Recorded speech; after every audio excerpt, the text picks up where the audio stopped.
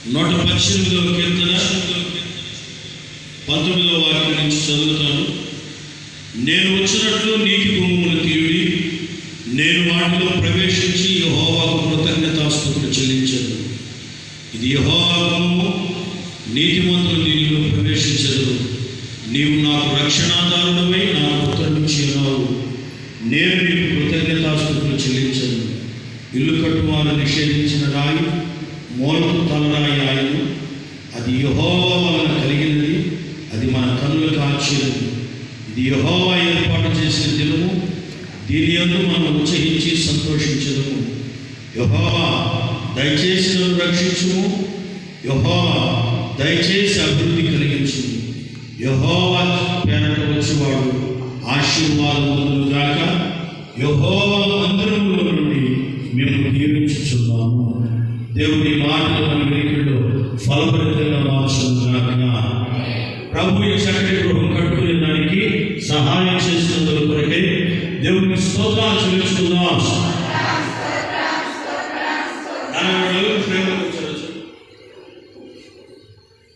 ఓకేనా?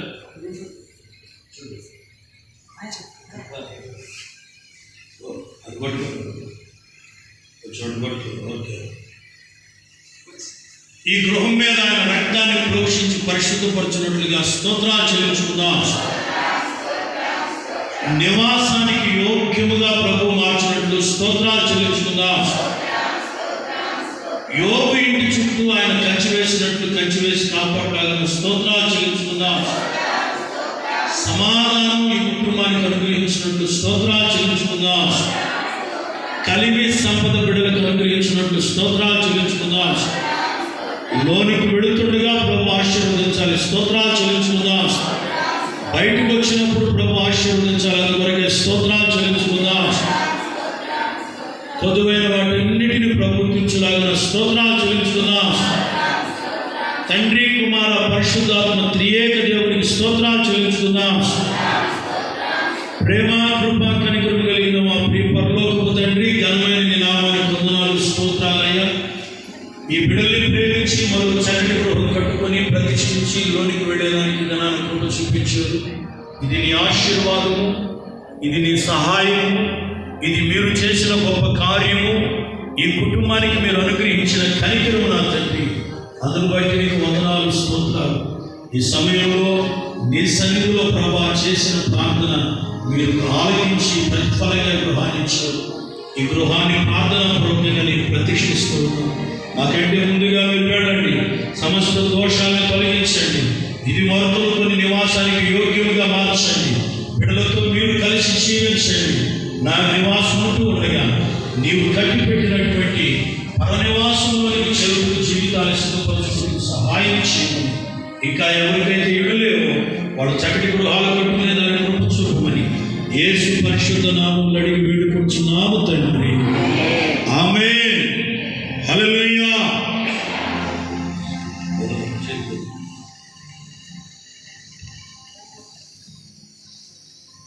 తండ్రి కుమార పరిశుద్ధాత్మ నామములో ఈ గృహాన్ని ప్రభు ప్రతిష్ఠిస్తూ ఉన్నాను. పడదాం, చప్పట్లు పడదాం, స్తోత్రాలు చెల్లిస్తాం, స్తోత్రాలు చెల్లిస్తాం. హల్లెలూయా, హల్లెలూయా, హల్లెలూయా. యెహోవా చేత ఆశీర్వదించబడిన వాడలారా మీరు బయట నిలవలేక నాతో పాటు పాటలు పడుతుందో యేసు రక్తము రక్తము రక్తము, యేసు రక్తము రక్తము రక్తము, అమూల్యమైన రక్తము, నిష్కళంకమైన రక్తము, అమూల్యమైన రక్తము, నిష్కళంకమైన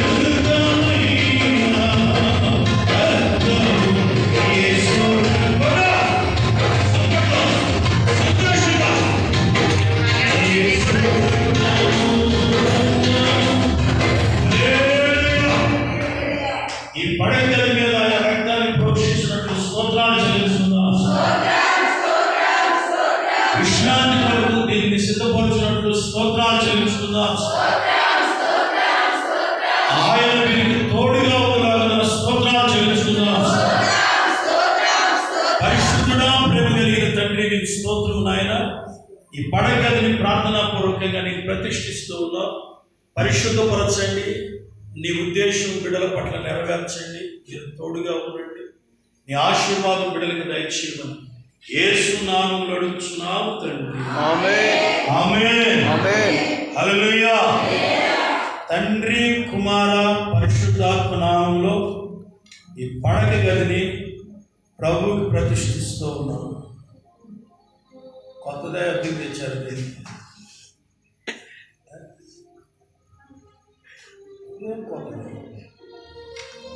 కత్తిపేట తీసుకురండి. యేసు రక్తమే విషయం కొడదాం, చప్పట్లు కొడదాం. నీ కృప నిత్యముందును, నీ కృప నిత్యశీమము, నీ కృప వివరింప నా తరమా యేసయ్యా.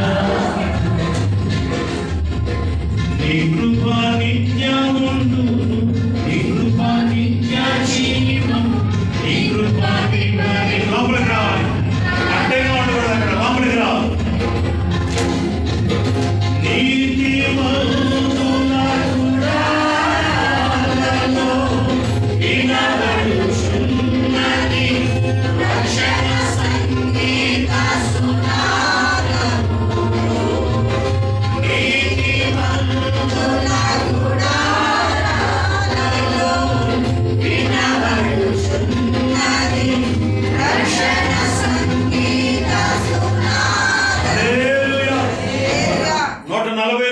కీర్తన 4-5 చరణాలు ప్రశాంత్ బ్రదర్ చదువుతాడు.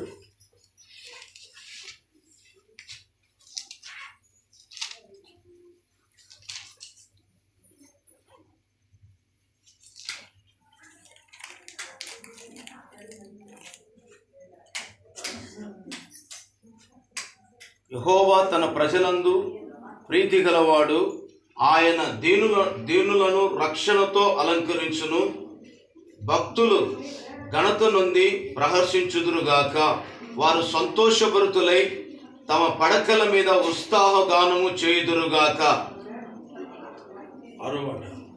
వారి నోట దేవునికి చేయబడు ఉత్సాహ స్తోత్రములున్నవి. హల్లెలూయా. గమనించాలి ఈ మాటలందరూ. ఇది పడకది, మాస్టర్ బెడ్రూమ్ అంటారు. అయితే పడక గది అనేటువంటిది ఎందుకంటే విశ్రాంతి తీసుకునేదానికి, డస్ట్బిన్ కాదు. గుర్తుపెట్టుకోవాలి. చింతలు ఉంటాయి, విచారాలు ఉంటాయి, కోపాలు ఉంటాయి, బాధలు ఉంటాయి, ఆవేశాలు ఉంటాయి, అనేక రకాలైన ఆలోచనలు ఉంటాయి. వాటన్నిటిని కూడా ఈ పడక గదిలోనికి తీసుకురాకూడదు. ఆ గది బయటనే వదిలిపెట్టేయాలి. మరొక మాట, పడకల మీద ఎలా పడుకుంటారంటే సంతోషభరితులై తమ పడకల మీద ఉత్సాహగానం చేస్తారని రాసున్నది. చాలామంది రాత్రి అయితే భోజనం చేసిన తర్వాత విశ్రాంతి తీసుకొని నిద్రపోయి విశ్రాంతి తీసుకునేదానికి మంచం ఎక్కుతారు. మంచం ఎక్కిన వాడికి సంతోషం ఉంటుందా, ఉత్సాహం ఉంటుందా అంటే నాకు ఒక అక్క చెప్పింది, అన్న 3-4 గంటల దాకా నిద్ర రాదు. ఏం చేస్తుంటామంటే గోడ మీద తిరిగే బల్లులు, ట్యూబ్లైట్ల సైజ్ చూస్తుంటాను. ఎందుకంటే అనేక రకాలైన ఆలోచనలు. అందుకని అటువంటి ఆలోచనలు, కలవరపరిచేటువంటి ఆలోచనలు, కలవరపరిచే దృశ్యాలు, భయాలు, ఆందోళనలు ఈ పడక గదిలో ఉండకూడదు. రెండవది, మంచం ఎక్కేదానికి ఇంకా అనేకమైన కారణాలు ఉన్నాయి. రోగంతో ఉన్నటువంటి వాడు మంచం ఎక్కుతాడని రాసున్నాడు. ఆ రోగంతో వీళ్ళు మంచం ఎక్కకూడదు. మరొకటి, అలిగిన వాళ్ళు కూడా మంచం ఎక్కుతారు. ఆహాబ్ అనే రాజునుడు మూతి ముడుచుకొని మంచం ఎక్కాడంట. అట్లాంటి అలగలు ఇంట్లో ఉండకూడదు. ఏముండాలంటే సంతోషం ఉండాలి, ఉత్సాహ స్తోత్రాలు ఉండాలి. ఎప్పుడు ఉంటాయంటే దేవుడు చేసిన కార్యం తలంచుకున్నప్పుడు సంతోషం ఉంటుంది. ఆయన కార్యాలు ధ్యానించినప్పుడు మనకి ఉత్సాహ సంతోషాలు ఉంటాయి. కొంతమంది పడక గదిలో పడుకుంటారు, కలవర పడతారు, భయపడతారు. ఎందుకంటే కనిపించకూడనటువంటి కొన్ని భయానకమైనవి కనిపిస్తున్నాయని. మనకు అలా కాదు. ఆయన స్వరూప దర్శనం ఈ గృహంలో ఉన్న బిడ్డ బిడ్డలకి దయచేయదు. ఆయన స్వరూప దర్శనం ఇస్తే మనకేం చేస్తుందంటే, నీవు నీ దర్శనం అనుగ్రహించి వారిని ఉల్లాసాన్ని కలుగు చేస్తా ఉంది. ఈ పడగది లాంటి ఉల్లాసాన్ని దేవుడు దర్శనమిచ్చి కలుగు చేయాలి. ఆ రీతిగా ఈ గదిని ఆశీర్వదించిన గాక. ప్రేమ కలిగిన తండ్రి, ఇచ్చిన ఈ గృహం కొరకు, గది కొరకు స్తోత్రాలు. పడక గది ఎలాగుండాలో తెలియజేశారు. ఆ రీతిగా అటు ఆశీర్వాదాలు నాయన ఈ బిడ్డలు ఈ గదిలో ఉన్నప్పుడు అనుభవించుటకు సహాయం చేయమని యేసు నామములో అడుగుచున్నాము తండ్రి. ఆమేన్. హల్లెలూయా. విత్తని పక్షులను నిత్యము పోషించుచున్నావు.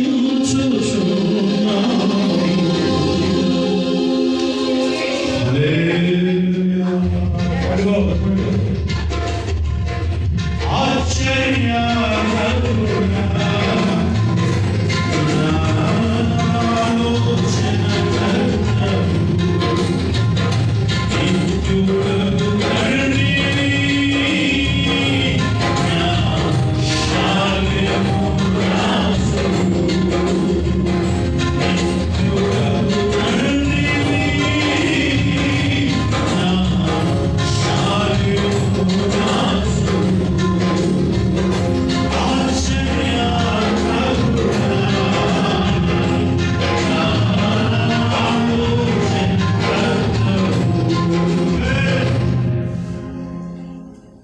ప్రభు ఈ వంటగదిని పరిశుద్ధపరచున్నట్లు స్తోత్రాలు చెల్లించుకుందాం. ఆశీర్వదించినట్లు స్తోత్రాలు చెల్లించుకుందాం. ఏది తప్పు కాకుండా ప్రభు సహాయం చేయాలని కొరకు స్తోత్రాలు చెల్లించుకుందాం. పరిశుద్ధ ప్రేమ కలిగిన తండ్రి, వంటగది కొరకే ప్రార్థిస్తున్నాం నాయన. నీ ఆశీర్వాదము, నీ కాపుదల, నీ కృప నాయన ఈ గది మీద ఉంచండి. మీరు తోడైంది ఏది తప్పు లేకుండా సహాయం చేసి బిడ్డలు మీరు ఆశీర్వదించమని యేసు నామములో అడుగుచున్నాము తండ్రి. తండ్రి, కుమార, పరిశుద్ధాత్మ నామములో ఈ వంటగదిని ప్రభు ప్రతిష్ఠిస్తున్నాము. విత్తని పక్షులను నిత్యము పోషించుచున్నావు.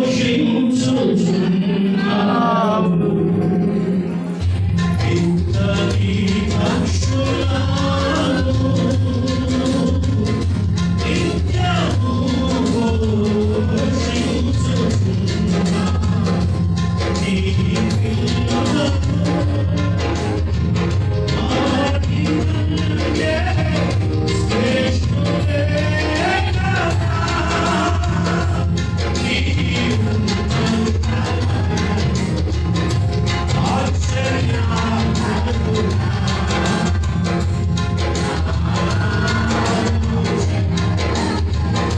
పిల్లలను చిన్న మాట, నిర్గమకాండం 23వ అధ్యాయం 25వ వాక్యంలో రాయబడి ఉంటుంది. నీవు నీ దేవుడైన యెహోవానే సేవించవలెను, అప్పుడు ఆయన నీ ఆహారమును పానీయమును ఆశీర్వదించి నీ మధ్యలో ఉన్నటువంటి రోగాన్ని తొలగిస్తాడు అని చెప్పి రాయబడింది. దేవుని స్తోత్రం కలుగుతుంది. హల్లెలూయా. చాలా కుటుంబాలు విడిపోవటానికి ఈ వంటగదే కారణం. తెలుసా లేదా మీకు? ఈడ చేసేవి ఎక్కువ తక్కువ అవుతుంటుంది. ఏది? ఉప్పు, కారం. నోటికాడు పెట్టుకున్నప్పుడు సరిగా లేదు. ఎంత వయసు వచ్చింది, వంట చేసి సరిగా చేత కాదా అని ఒక మాట అంటాడు. చేసింది తినకుండా మరలా మాట్లాడిన ఒక మాట ఆవిడ అంటది. మాట చిలికి గాలివానయ్యి గొడవలయ్యి విడాకులు తీసుకున్న సందర్భాలు కూడా ఉన్నాయి. ఈ ఇంట్లో అట్టటి బాధ ఏమి లేదు. ఏం చేసుకున్న తింటారు.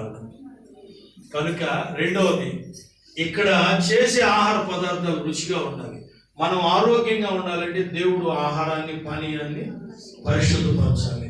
మూడవ మాట ఏంటి అంటే, ఈ వంటగదిలో మనం తినాలంటే సమృద్ధిగా ఉంటేనే తినగలం. ఏ కాలమైనా ఈ వంటగదిలో కావలసిన అన్ని సమృద్ధిగా దేవుడు దయచేయడు. అంతకు మించి ఎవరైనా గుమ్ము తొక్కొచ్చి ఏదన్నా చేయజాపినా, లేదా అనుకోని రీతిగా అతిథులు 10 మంది వచ్చినా, ఇంతమంది వచ్చారని అనుకోకూడదు.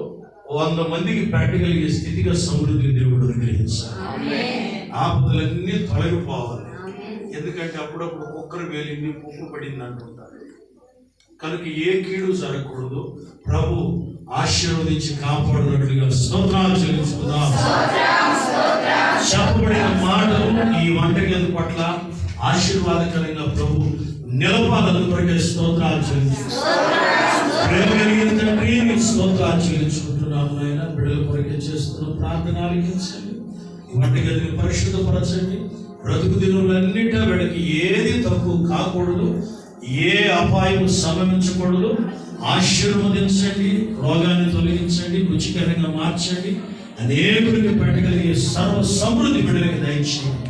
యేసు నామములో అడిగి వేడుకొచ్చున్నాము తండ్రి. ఆమేన్. హల్లెలూయా. మహోన్నతుడా నీ కృపలో నేను నివసించుట నా జీవిత ధన్యతయున్నది. మహోన్నతుడా నీ కృపలో నేను నివసించుట. నీ కృపలో నేను నివసించుట.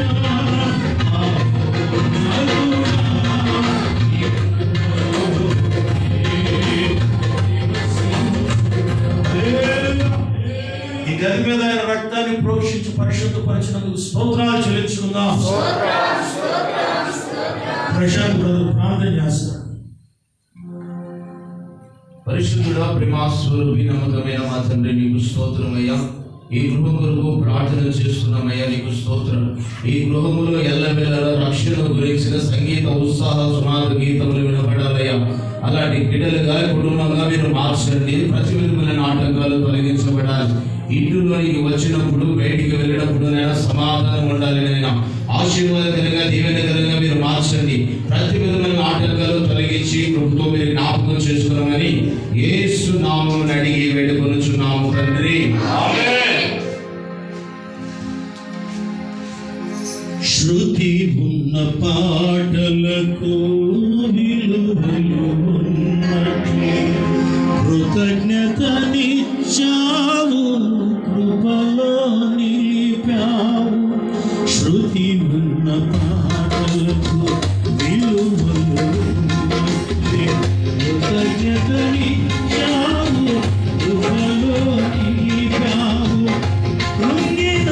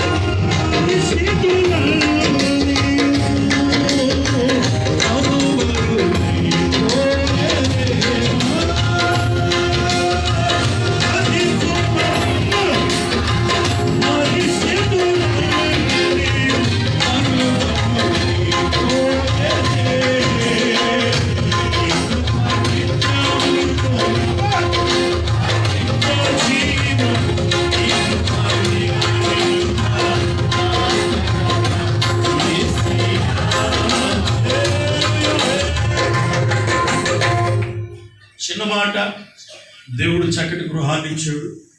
విశాలమైన 2 గదులు, హాలు, అది కూడా ఒక పెద్ద రూమ్ చేసుకోవచ్చు, డైనింగ్ హాలు చక్కగా ఉంది.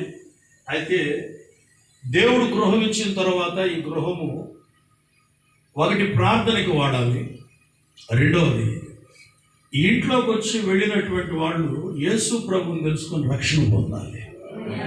బైబిల్ అయ్యే రాయబడి ఉంది, కొర్నేలి అనేటువంటి వ్యక్తి అన్యజనుడు.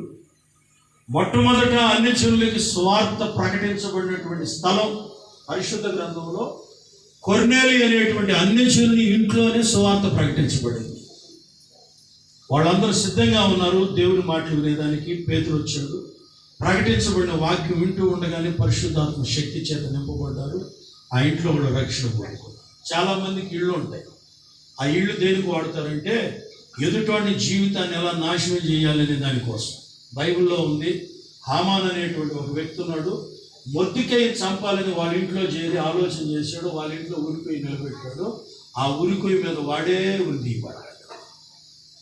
అందుకని ఎవరికి కీడు చేయాలనే ఆలోచన మన ఇంట్లో కానీ పడగదిలో కానీ మన తలంపులో కానీ రాకూడదు.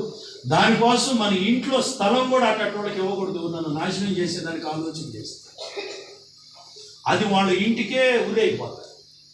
అదే మన ఇంట్లో అతడు ప్రార్థన చేస్తున్నాడు. కొర్నేలి పగలు ఉదయం నుంచి 3 గంటల దాకా ప్రార్థన చేస్తున్నాడట. 100 మందికి అధిపతి. ఆ మధ్య నేను ఒక ఆవిడని అడిగా, అమ్మ ఉపవాస ప్రార్థన పెట్టే మందిరానికి రాలేదమ్మా అంటే, ఏమండి పాస్టర్ గారు మాకు ఎంప్లాయీస్కి ఎక్కడ కుదురుతుందండి అని అన్నది.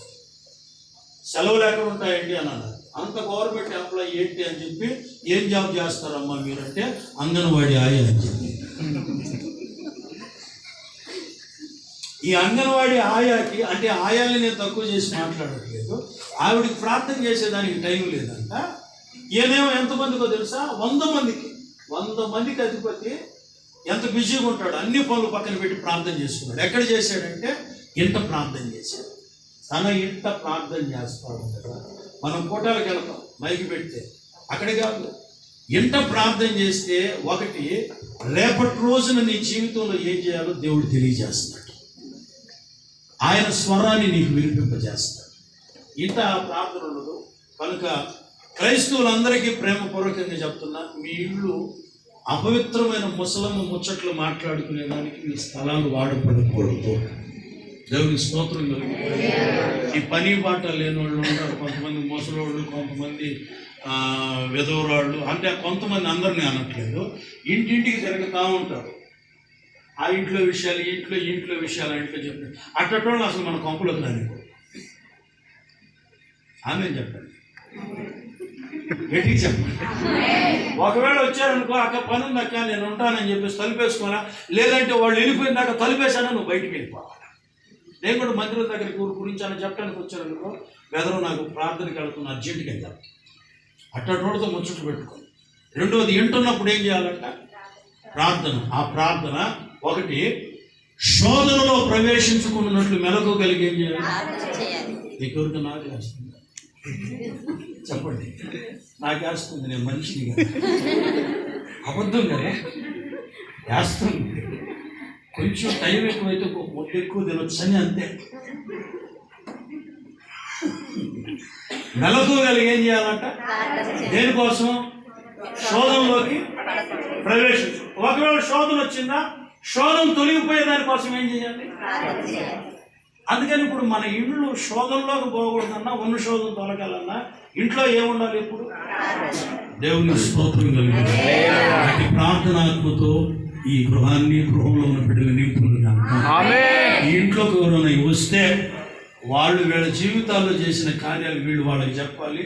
వాళ్ళు రక్షణ పొంది దేవుని మందిరానికి రావాలి. మన ఇంట్లో ఆ రీతిగా ఒక వాడబడాలి. వాళ్ళని వాళ్ళ ఇంటికి వెళ్ళామండి, వాళ్ళ ఇంట్లో సువార్త చెప్పారండి, అక్కడ ఉన్నాం మేము మందిరానికి వచ్చామని చెప్పాలి. వాళ్ళ ఇంటికి పోతే అక్కడక్కడ సంగతులన్నీ చెప్తారండి అనే మాట రాకూడదు. అది క్రైస్తవుని ఇల్లు కానే కదా. దేవుడు ఈ గృహ ప్రవేశ ప్రార్థనా కూడికను ఆశీర్వాదకరంగా మార్చినందుకు 2 చేతులైతే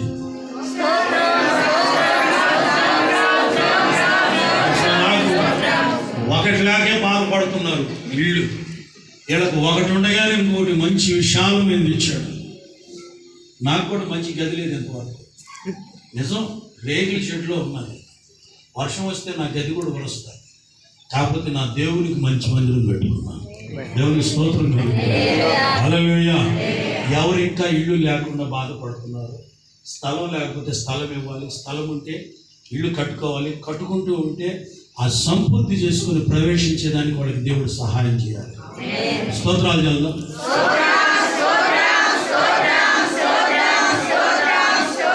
నాకు ఒక నెల ముందే క్రిస్మస్ వచ్చేసిందని అనిపిస్తుంది.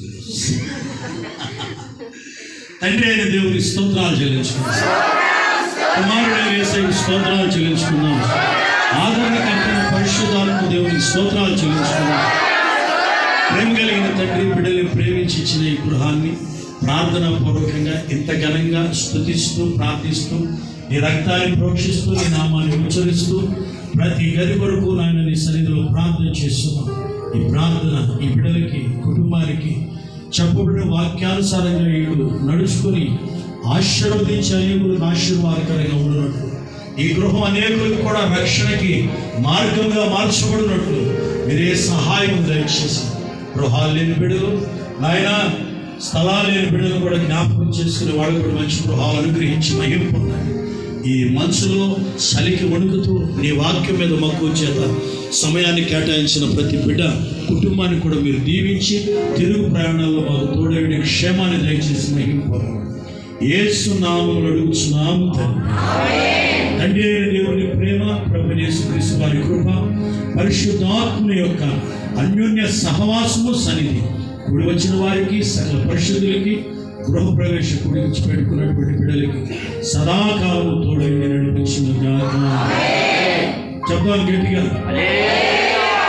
నవంబర్ 28వ తేదీ గురువారం సాయంత్రం అశ్వరావుపేటలో హోసన్నా ప్రార్థనా మందిరంలో హోసన్నా మినిస్ట్రీస్ నాయకులు దైవజనులు జాన్ వెస్లీ పాస్టర్ గారు చక్కగా రమ్యముగా పాటలు పాడతారు, శక్తివంతమైన సందేశం అందిస్తారు, మంచిగా ప్రార్థనలు చేస్తారు. ప్రార్థన అయిన తర్వాత అందరికి భోజనాలు ఉంటాయి. మీరందరూ కుటుంబాలుగా రావాలని సంఘ కాపరిగా ప్రేమపూర్వకంగా మిమ్మల్ని ఆహ్వానిస్తూ ఉన్నాను. తెలియని వాళ్ళు కూడా తెలియపరచండి. నూతన గృహంలో ప్రార్థన అవసరంతో ఉంటే ముందుకు వస్తే ప్రార్థన చేస్తా, లేదంటే మీకు అందరికీ భోజనాలు సిద్ధం చేసుకున్నాయి. ఒక్క నిండా దోడ